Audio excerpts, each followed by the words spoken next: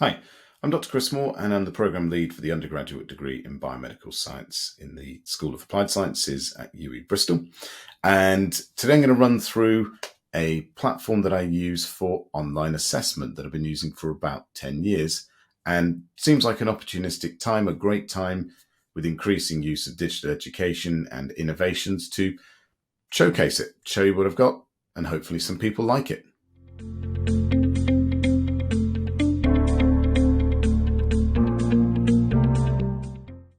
So as I mentioned, I've been using this platform for about 10 years. It's called ispring. There is a whole suite of applications within the package that you can get. It's called ispring Suite. It comes with the ability to create interactive courses that have video side windows and chapters and built-in elements. You can turn animations into actual triggers and buttons and sequences. But today I'm going to focus on a particular part of it called Quizmaker. And this is what we're going to run through. Now, I use this for both my exams and my coursework on a fairly sizable level 1 module, Human Anatomy and Physiology. It has around 250 students on it each year as a combination of my own course of biomedical science undergraduates and another undergraduate science course, biological sciences, that has around 80 students a year, varying year to year, of course. Now, I use this for my coursework, for post-practical quizzes to assess students' engagement with the skills that they have learned. And I also use it for my exam assessments and have done for about 6 years now. It used to be that I did end of semester or end of year exams using this format with large numbers of questions for students to do. I've now changed to a monthly in-class test-based assessment where 2/3 of the material is the most recent 2 lecture weeks, because we have a lecture week, practical week, lecture week, practical week pattern on the module, and 1/3 of the questions, so 10 of the 30 that they do, are all previous weeks of lecture material. So the coursework assesses the labs, the in-class tests assess the lecture material, and 1/3 of it is repeated assessment, which means they always need to, in a very light touch, superficial way, revisit their previously assessed learning material with a particular focus on the new stuff being 2/3. Now, this is a great way of using online assessment because that 1/3 10 question piece is part of an increasingly growing bank of questions, completely randomized, of all those previous topics. Software allows for a variety of question types, including traditional MCQs, multiple option MCQs, short answer questions, sequential, spot questions. I call them varied online questions. There are about 10 or 11 that you can use, and it makes it very inclusive and very accessible, particularly for such a visual subject matter such as anatomy. It's also hugely controllable, customizable.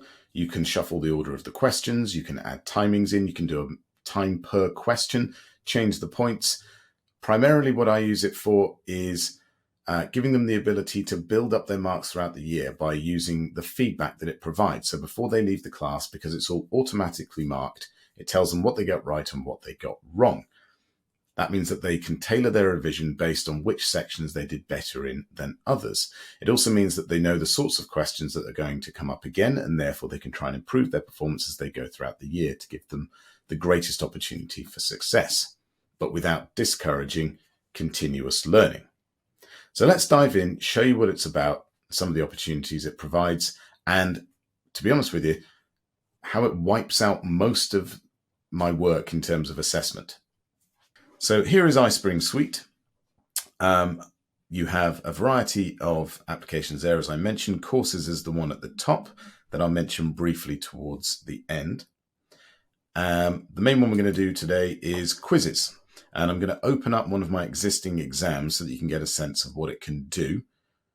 So if we go to exam 1 here. So here we've got the first exam. These are all the questions down the side.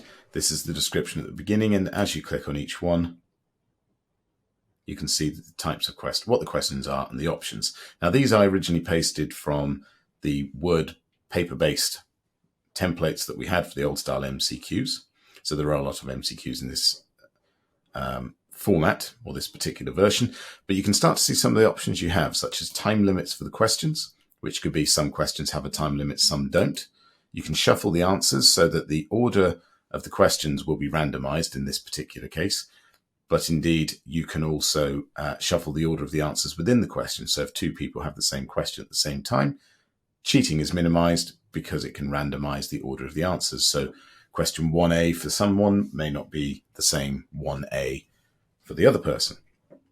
As we look through the different question types, you can create questions here, and here I've got them built in, and I've got them in question groups. So this will pull on 15 of the 21 questions in it. I have named it. Select random questions, 15 out of 21. Do not use questions of the group or use all of them.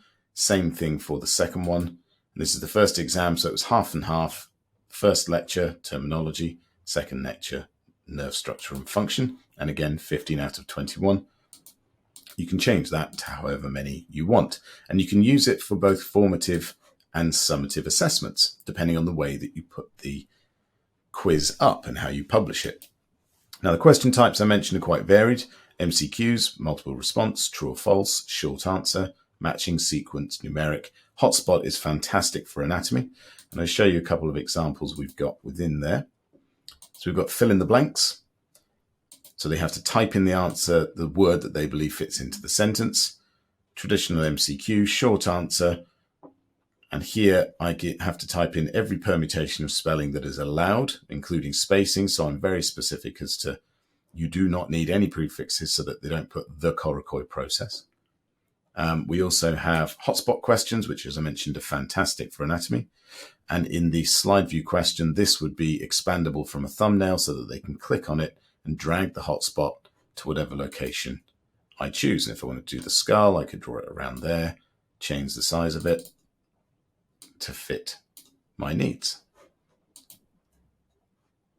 Now, you can import questions. So I have a number of these quizzes saved, one per lecture topic, so that the individual lectures can add, modify, amend their questions as they see fit, and I can pull in those questions to generate a series of banks. So here they all are here, and I could import those in. It creates a new block of questions that I can then copy and paste, drag them around.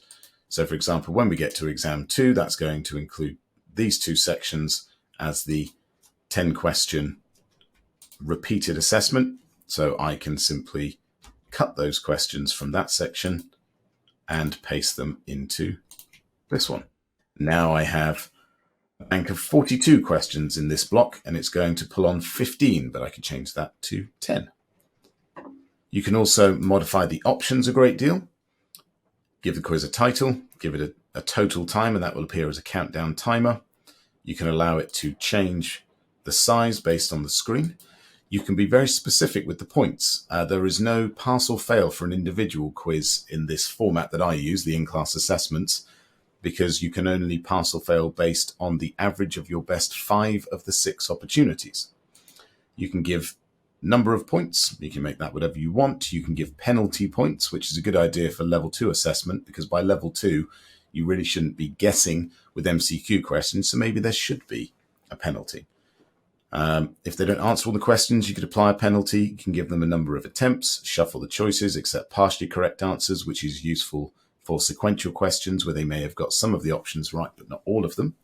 And you can give them feedback for those questions, and you can apply this to all. So once you've decided, yes, it's going to be all the same time, no penalties, 1 point per correct answer, you can apply everything here to all of your questions, which is good practice to do just in case anyone's changed some of theirs.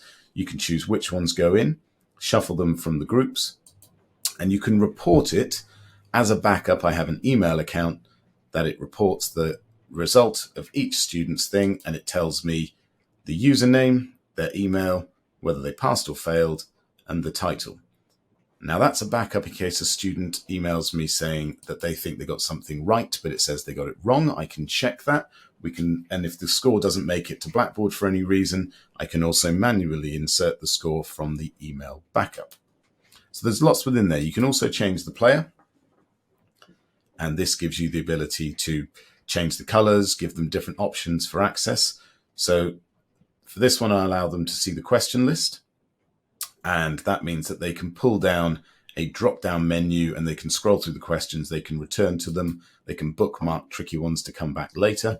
You can also have it submit one at a time, so once they've locked in an answer, that's it, that's what they stick with. They get a point, they get the result for that in terms of right or wrong or points or not, or what the correct answer was, and then they must move on. They can't go back and change it. For my exams, I go with submit all at once, and I allow them to finish without answering all the questions, because if they reach the end of the time, they have to finish the exam and submit it, whether or not they've answered everything. If there's any crashes, you want it to always resume, but then if you were doing a formative quiz, you may want to prompt it to resume so that they can continue if they want, or just start over because the grade doesn't count, so it doesn't particularly matter. The features are quite useful for this because you can change the font to make them more accessible or larger. You can change the text to whatever you want. You can show the points within it, and you can then apply and close those, and you can preview either a question or a question group or the entire quiz to see what it looks like. So if we preview this quiz,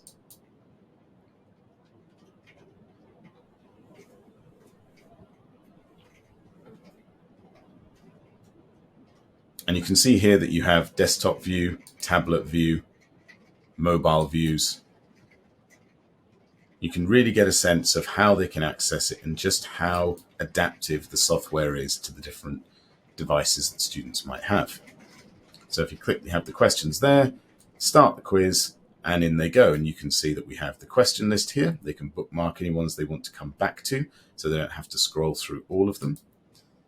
So I could bookmark this question, and now I can see that question is bookmarked, and I'll come to it later. I can jump to this question, have a go at that one. I can see the timer counting down.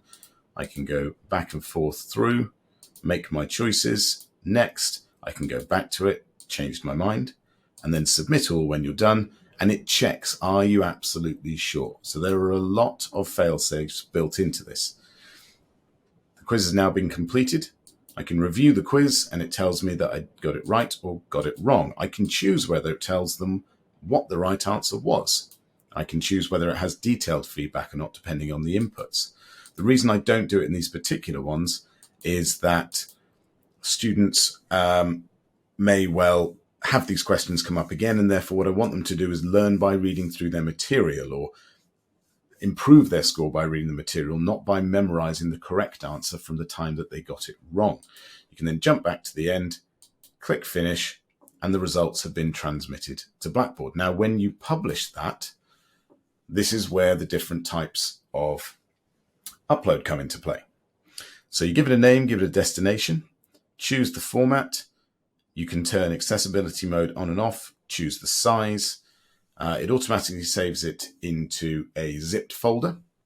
Now, the key thing here is if you're doing formative quizzes, you choose My Computer, and you'll just put up the link and the score goes nowhere. You can tell it to report to somewhere, but the score doesn't go to Grade Center or anything like that. You can do Word copies for those that absolutely need paper, or for staff to review. You can have it to make a paper-based one. The key one that I use is LMS, Learning Management System. So this will be appropriate for uploading to Blackboard so that the score goes to Grade Center and it counts. The other beauty of this is that it will automatically capture the student's login details, so it goes to the correct place in Grade Center, and it automatically captures their name and their email by virtue of having logged onto Blackboard in order to complete the quiz in the first place. So now I'll run you through just how we upload it to Blackboard. Hopefully you can already see how versatile it is, how much you can control what it does, how much you can tailor it to different needs. You can make different versions with different times for those with reasonable adjustments. You can turn the accessibility on and off, and you could make different versions of that. And you can choose a whole range of different question types in order to cater for different learning needs, learning styles, and different subject matters. So let's jump into how we upload it into Blackboard and what that shows us. Okay, so here I have my Level 1 module up on Blackboard, and if we jump to the Learning Materials area, I'll give you a sense of where you can put formative quizzes. So here is a content item for my week. I've got the lecture slides, I've got the practical handout, the lecture capture link from that day, put up afterwards of course, and a formative quiz. This grade does not count, they can do it as many times as they like. I have those quizzes sitting in the Learning Materials area. If I jump to the assessments for this module, We then go to, and for this example, I'll use the exam component. And each of the exams, they'll only see the ones that are available to them at the time. You click on the exam and it will ask you for a password. Now, the reason that this asks them for a password is that I run multiple practical repeats across the week in order to fit all the students into the lab. This means that students will be taking their in-class test at different times, and we only want students that are in the lab doing the practical at the time to access the quiz, so it needs to be password protected. There isn't a way of doing this in QuizMaker, which means you need to do a course within ispring, which opens up PowerPoint, and then you simply save the file. You click to embed a quiz into it from the ribbon at the top of PowerPoint, and then you pull in the quiz that you've made from QuizMaker. Then when you publish that, the course version enables a password protection system, and you can choose what it is there. So it's a bit of a workaround for protecting it. And if you were doing the whole cohort at the same time, it wouldn't really be an issue. You could just make sure that you take an attendance log, or indeed if they're doing it at home, you don't mind where they are because you know that they are given that free rein to do it at home. So let's take a look at uploading one into Blackboard.